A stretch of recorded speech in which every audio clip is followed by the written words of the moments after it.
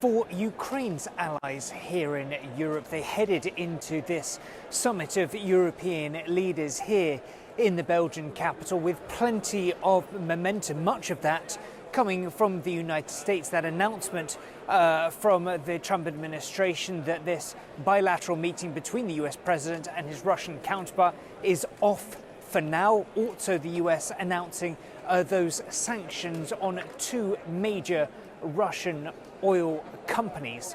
Fueled by that, the European Union has announced a 19th round of Russian sanctions. Now, this package targets Russian liquefied natural gas. There'll be a ban on LNG heading into the European bloc by 2027. Ursula von der Leyen, the European Commission President, says that hits to the heart of Russia's war machine.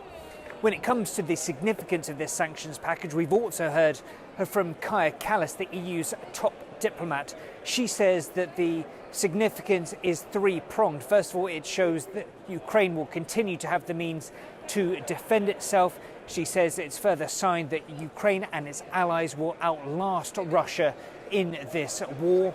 And the third, that it shows proof that Europe is willing to take action independent of Washington too. However, things aren't going all Ukraine's way. There remains a huge question about whether there will be unanimity from EU's 27 member states when it comes to signing off on the use of frozen Russian assets to the tune of around $160 billion. One big block to this is Belgium's position.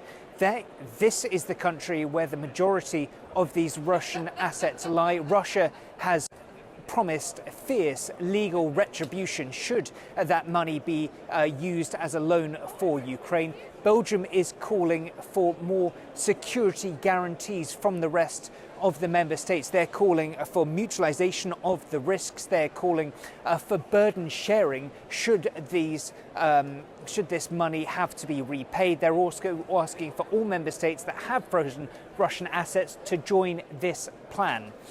Ukraine's President Volodymyr Zelensky, speaking here at the European Council, has made his position very clear. He says that the money from these frozen Russian assets should come by 2026, ideally by the start of the year. He says this will be used towards Ukraine's reconstruction as well as providing more arms. He says the majority of those will be Ukrainian made. He says they'll be cheaper and produced faster.